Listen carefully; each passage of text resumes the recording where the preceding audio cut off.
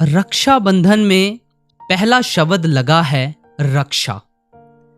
देखो, जिसने तो अपना तन मन धन अपने मुर्शिद के ऊपर वार दिया, उसकी रक्षा तो हमेशा मुर्शिद करते ही हैं, जो उनके भाणे में रहते हैं, जो उनके हुक्म में रहते हैं।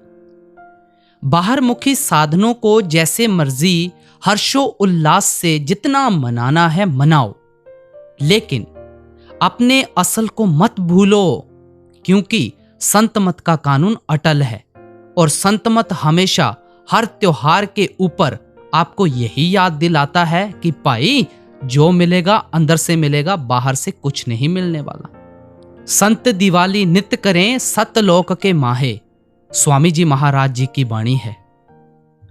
और संत हमेशा एक ही उपदेश देते हैं, एक ही संदेश देते हैं। वह क्या संदेश और उपदेश है कि भाई भजन करो, सिमरन करो और अपने असल की पहचान करो। और बाबा जी महाराज भी हमें यही समझाते हैं। संत मत में रक्षाबंधन का क्या महत्व है, आओ पूरे ध्यान से सुनते हैं। राधा स्वामी सत्संग व्यास में रक्षाबंधन के उद्देश्य पारंपरिक रक्षाबंधन के त्योहार से बिल्कुल अलग है। यहां रक्षाबंधन का मुख्य उद्देश्य आध्यात्मिक गुरु और शिष्य के बीच के संबंध को मजबूत करना है। राधा स्वामी सत्संग व्यास में राखी बांधने का प्रतीकीक अर्थ होता है कि शिष्य अपने गुरु को ये याद दिलाते हैं कि वे उनकी सुरक्षा, मार्गदर्शन और आध्यात्मिक उन्नति के लिए समर्पित है। यह एक धार्मिक और आध्यात्मिक उत्सव है जहां राखी का धागा शिष्य की गुरु के प्रति भक्ति और समर्पण को दर्शाता है। शिष्य गुरु से आध्यात्मिक मार्गदर्शन और आशीर्वाद की कामना करते हैं और गुरु उनके आध्यात्मिक उत्थान के लिए अपना समर्थन और सुरक्षा प्रदान करने का वचन देते हैं। इस प्रकार राधा स्वामी सत्संग व्यास में रक्षाबंधन का महत्व गुरु शिष्य संबंध को सम्मानित करना और इसे और भी गहरा बनाना है। बाबा जी को आज ऐसा प्रेम भरा धागा बांधो जो कभी ना टूटे, और वो आपको पता है कैसे बांधना है, भजन सिमरन के द्वारा। ऐसी ही एक मिलती जुलती कहानी गुरु नानक देव जी के समय की है। रक्षाबंधन और गुरु नानक देव जी की एक कहानी अद्भुत धार्मिक और आध्यात्मिक दृष्टांत को प्रकट करती है। इस कहानी का संबंध गुरु नानक देव जी के जीवन से है, जो सिख धर्म के संस्थापक और पहले गुरु थे।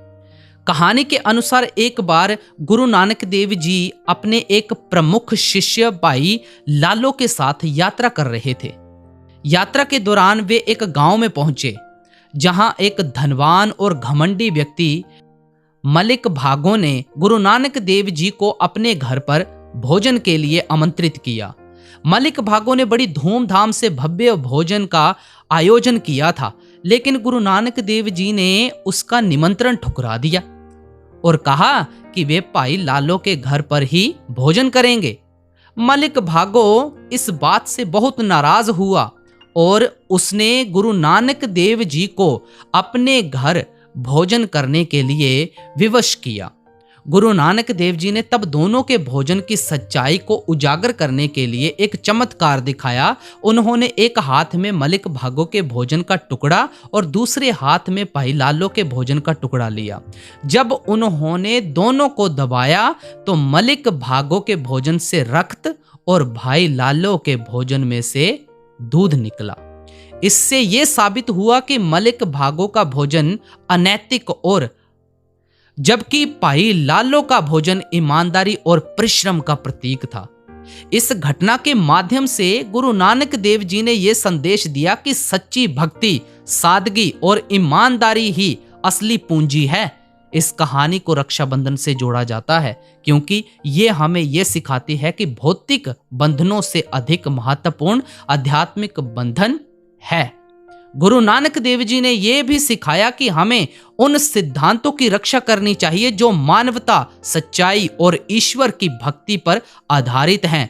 ठीक वैसे ही जैसे रक्षाबंधन हमें अपने प्रियजनों की रक्षा और सम्मान करने का संदेश देता है। शुरू में ही बताया गया कि रक्षा बंधन में पहला शब्द आता है रक्षा। जब अपना तन मन धन गुरु के ऊपर वार देंगे तो फिर गुरु की जिम्मेवारी है। तो आज के इस पावन अवसर के ऊपर सभी को हार्दिक बधाई दी जाती है।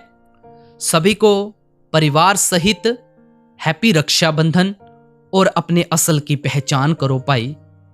भजन सिमरन पर बैठो, बिना भजन सिमरन के कुछ नहीं बनने वाला। तो जाते जाते चैनल को सब्सक्राइब और नोटिफिकेशन बेल जरूर दबाते जाएं और वेबसाइट के ऊपर भी जरूर विजिट कीजिएगा, डिस्क्रिप्शन में लिंक है। सभी को प्यार भरी राधा स्वामी जी।